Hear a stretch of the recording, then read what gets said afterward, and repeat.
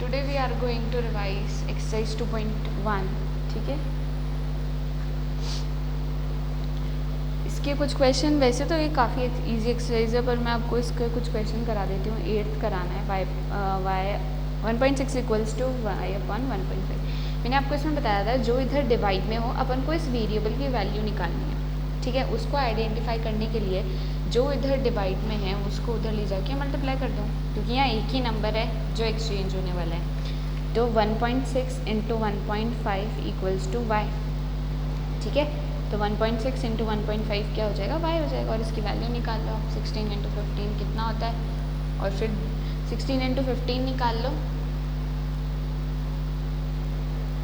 160 plus 80 यानी 240 आएगा. 240 में आपको क्या करना है, 1 और 2 के बाद आपको डेसिमल पुट करना है, क्योंकि यहाँ पे 1 के बाद है, यहाँ पे भी 1 के बाद है. तो 1 + 1 2, 2 के बाद आपको यहाँ डेसिमल पुट करना है, जिससे 2.4 आ जाएगी y की वैल्यू. समझ में आया, y इज 2.4. इस तरह से कैलकुलेट करते हैं. जो इधर प्लस में होगा वो उधर जाके माइनस में हो जाएगा, जो इधर माइनस में होगा उधर जाके प्लस में. उधर मतलब इक्वल्स टू के एक तरफ से दूसरी तरफ, चाहे वो इधर से इधर जाए या इधर से इधर जाए. ठीक है, that is the same thing. तो इसके लिए मैं एक और क्वेश्चन करा देती हूँ आपको. 7x minus 9 equals to 16. अब ये 9 यहाँ माइनस का है. ठीक है, ये 9 इधर माइनस का है, तो 7x बराबर 16 ये उधर जाएगा, क्योंकि अपन उधर क्यों ले जा रहे हैं, नंबर्स को एक तरफ करना है, x की वैल्यू निकालनी. तो पहले जो भी नंबर्स हैं उनको एक तरफ ले जाओ. 16 + 9. ठीक है, तो ये कितना बन गया 25, और इधर 7x ही रह गया. अब इधर 7 मल्टीप्लाई में x के साथ, तो x की वैल्यू निकालने के लिए 7 को उधर ले जाके डिवाइड करना पड़ेगा. ठीक है, तो x इक्वल्स टू 25/7. इस तरह से सॉल्व करना पड़ेगा आपको. ये होगी आपकी एक्सरसाइज 2.1. एक्सरसाइज 2.2 का मैं क्वेश्चन कराती हूँ आपको.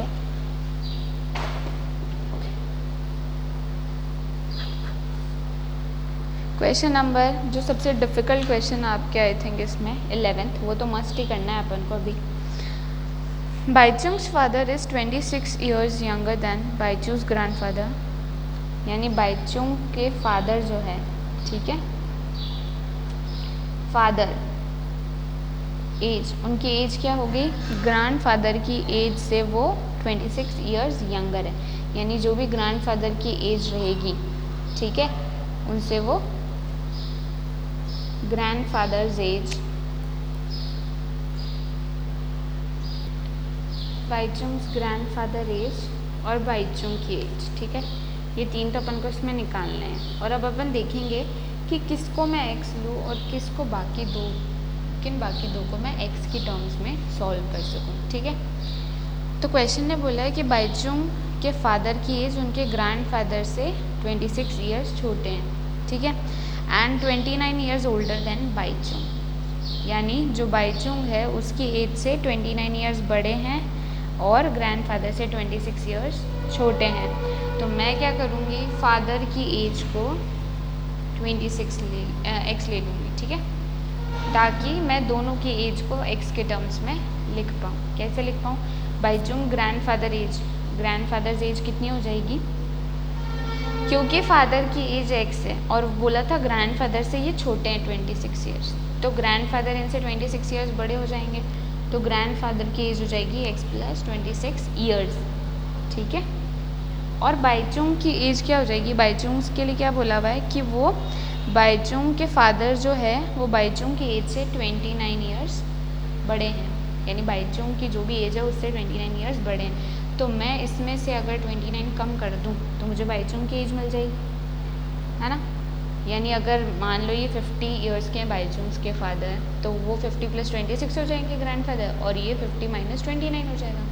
समझ में आया. तो पहले क्वेश्चन को ध्यान से पढ़ लेना, किसको x लेना है और उसके बाद दूसरों की एज उसके थ्रू कैसे निकालनी है. ये सबसे मेन टास्क है इस एक्सरसाइज का. ये आपने कर लिया तो इजीली एक्सरसाइज सॉल्व हो जाएगी. समझ में आया, तो ये आप इसको कर लेना.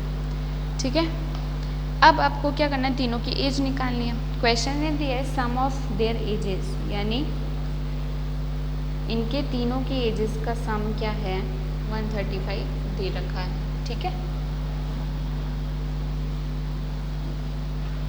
तो इन तीनों की एज क्या है, एक की x है, एक की x + 26 है और एक की x - 29, तीनों को प्लस कर दो तो 135 के बराबर रख दो और सॉल्व कर लो। x + x 3 टाइम हो गया तो 3x, 26 और 29 बड़ा है और माइनस का है तो कितना बच जाएगा, माइनस का 3 सब्ट्रैक्ट होगा 135।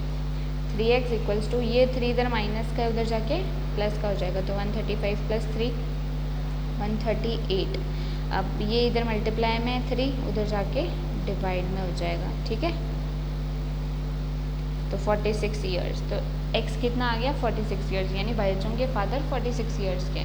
और ग्रैंडफादर कितने के हो जाएंगे, ये तो बाइचुंग की फादर्स की एज हो गई, ठीक है।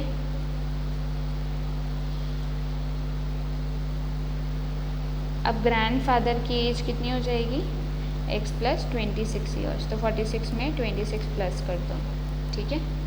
46 में 56, 66 और 6, 72 ईयर्स के हो जाएंगे ग्रैंडफादर। और बाइचुंग की खुद की एज कितनी हो जाएगी, x - 29 थी, यानी 46 में से 29 माइनस करना है तो बच जाएगा 17, ठीक है। 17 ईयर्स का हो गया बाइचुंग। तो समझ में आ गया, इस तरह से इजीली क्वेश्चन सॉल्व हो जाएगा। ये काफ़ी इजी है ना, एक बार बस आपको पता चल गया x किसको लेना है और बाकी क्या करना है तो बहुत इजी हो जाएगा, ठीक है। अब नेक्स्ट क्वेश्चन अपन करते हैं, question number 4। Sum of 2 numbers आपको दे रखा है 95, ठीक है। अब बोला है 1 exceeds the other by 15, 1 exceeds the other by 15। तो अगर लेट वन नंबर भी, एक नंबर को मैं ले लूँ x, तो अदर नंबर क्या हो जाएगा, other number will be x + 15, क्योंकि बोला है 1 exceeds the other by 15, यानी एक दूसरे से 15 एक्सीड करता है, यानी बड़ा है, ठीक है। समझ में आ गया।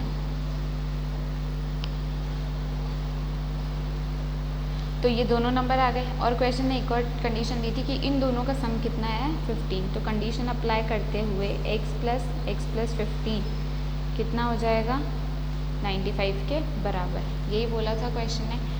x + x 2x, 2x + 15 95, ये इधर प्लस का है उधर जाके माइनस का हो जाएगा, यानी 80 आ जाएगा सॉल्व करने का। और 2x इधर मल्टीप्लिकेशन में, ठीक है, तो उधर जाके डिवाइड में हो जाएगा तो x बराबर 40, यानी एक नंबर अपने पास 40 आ गया और दूसरा नंबर अदर नंबर क्या था x + 15 था, यानी 40 + 15 55, ठीक है। समझ में आ गया ये क्वेश्चन, तो इजी था। नाउ अपन नेक्स्ट क्वेश्चन करते हैं एक और।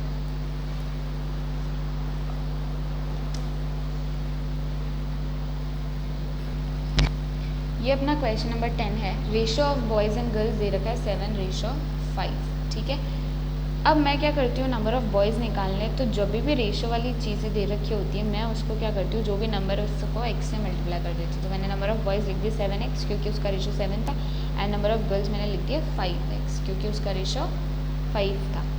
अब उस क्वेश्चन ने, ये बाद में करेंगे अपन, क्वेश्चन ने एक सेंटेंस दिया कि number of boys 8 more than the number of girls, यानी नंबर ऑफ़ बॉयज़ जो है वो गर्ल्स से 8 ज़्यादा है। तो मेरे को गर्ल्स में 8 ऐड करने पड़ेंगे तभी तो दोनों बराबर आएंगे। अगर मैं नंबर ऑफ़ बॉयज़ में 8 ऐड कर दूँगी तो वो पहले से 8 ज़्यादा थे तो वो और ज़्यादा हो जाएंगे, तो वो अपन नहीं कर सकते, ठीक है। इसीलिए मैंने नंबर ऑफ़ गर्ल्स में 8 ऐड किया और उसको बॉयज़ के बराबर रख दिया, तो ये इक्वेशन बन गई अपने पास। इस इक्वेशन में ये दोनों टर्म्स आपको x एक जैसी दिखाई दे रही है, तो मैं इन दोनों को एक जगह ले जा सकती हूँ। मैं किसको, इसको उधर ले जाऊंगी, ठीक है। तो इधर प्लस का था उधर जाके माइनस का हो जाएगा, पूरा का पूरा 5x, ध्यान रखना 5 और x को भी अलग अलग मत कर देना।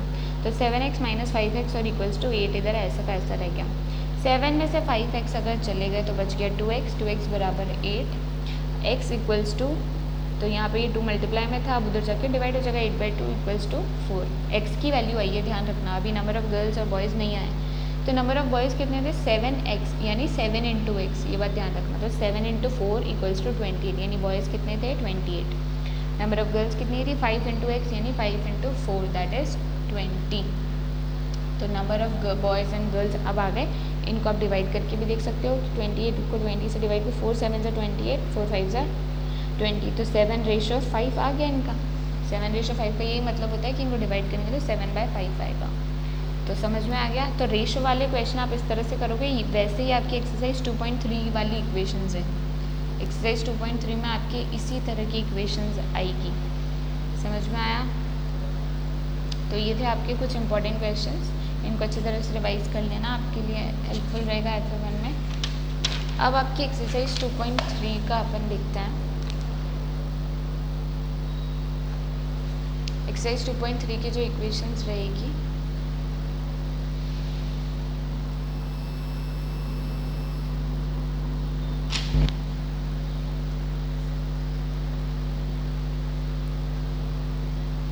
एक्सरसाइज 2.3 में आपके अगेन वैसी इक्वेशन अभी जैसे मैंने एक कराई है, 5t - 3 सेकेंड करा रही हूँ मैं इसका आपको। 5t - 3 = 3t - 5। ध्यान रखना है इसमें अपन को क्या करना है, जो एक जैसे वेरिएबल वाले होंगे उनको एक जगह रखना है। 5t - 3t, ठीक है। तो ये इधर प्लस का था, इसको मैं उधर ले गई, माइनस का हो गया। अब ये 3 और 5 इधर ऐड ऑन हो सकते हैं या सब्ट्रैक्ट, जो भी होंगे अलग अलग सॉल्व हो सकते हैं। तो इधर तो -5 रह गया, ऐसा कैसा, ये -3 इधर आ गया तो ये प्लस का हो जाएगा, प्लस का 3। तो 5t - 3t तो 2t होता है, क्योंकि 5 में से 3 जाता है तो 2 बचता है। एंड -5 + 3 कितना होता है, जब भी दोनों ऑपोजिट साइन के होते हैं सब्ट्रैक्शन होता है, तो 5 में से 3 गए 2, साइन किसका आएगा, जो बड़ा होगा, तो -2। अब t = -2 / 2, दैट इज़ माइनस का 1, क्योंकि 2 1 2 होता है, ठीक है। तो यहाँ t की वैल्यू आ गई -1। इसी तरह से आपको सॉल्व करनी है ये इक्वेशंस। इसके बाद मैं एक और इक्वेशन बता देती हूँ आपको। 2y + 5/3 = 26/3 - y। अब आपको जो टर्म्स y की दिख रही है उनको एक जगह कर लो। ध्यान रखना कभी भी y² में y ऐड मत कर देना, वो नहीं होता है ना। सिर्फ y वाली टर्म्स y में ऐड होती है, एक जैसी जो होती है, चाहे उनके आगे नंबर अलग अलग हो सकता है। तो ये इधर माइनस का y उधर ले जाती हूँ, इसको = के उधर, तो किसका हो जाएगा, प्लस का, 2y + y, ठीक है। अब मैं = क्यों लिख रही हूँ, क्योंकि मैं इधर वाले 5/3 को उधर ले जाना चाहती हूँ। तो उधर तो 26/3 एज इट इज़ पहले से ही पड़ा है, और ये 5/3 प्लस का इधर उधर जाके किसका हो जाएगा, माइनस का 5/3। तो यहाँ दो टर्म्स एक्सचेंज हो रही है, एक इधर भी जाती है और एक इधर भी जाती है, तो इस बात का ध्यान रखना, ठीक है। 2y + y कितना हो गया, एक ऐड हो गया 3y, और ये कितना हो गया, सॉल्व करोगे इसको आप LCM लेके, तो ये आपके पास आएगा 21/3। ये कट सकता है, 3 7 = 21 होता है। तो क्या बच गया मेरे पास, 3y = 7। अब y = 7 उधर डिवाइडेड बाय 3, क्योंकि इधर मल्टीप्लाई में इधर जाके डिवाइड में हो जाएगा। तो इस तरह से ये इक्वेशंस आपकी सॉल्व होगी। ये इस बार 2 साइड वेरिएशन है, यानी एक को लेफ्ट हैंड साइड को भी राइट में ले जाना है, राइट को भी लेफ्ट में ले जाना है, जैसे अभी अपन ने पिछले इक्वेशन में किया था, ठीक है। तो ये आपका चैप्टर 2 का रिवीजन कंप्लीट है। कल से अपन न्यू एक्सरसाइज आपकी पढ़ेंगे। 2.4, 2.5 एंड 2.6 अपनी बाकी है, तो उसके लिए आप ये अभी मैंने रिवीजन अच्छे से देख लेना, आपको बहुत अच्छे से बेटर समझ में आएगा, ठीक है। Thank you. वर्क नहीं किया हो प्लीज़ कर लेना उसको फटाफट से, ताकि अपना FA1 का कंप्लीट हो जाए, इसलिए थैंक यू।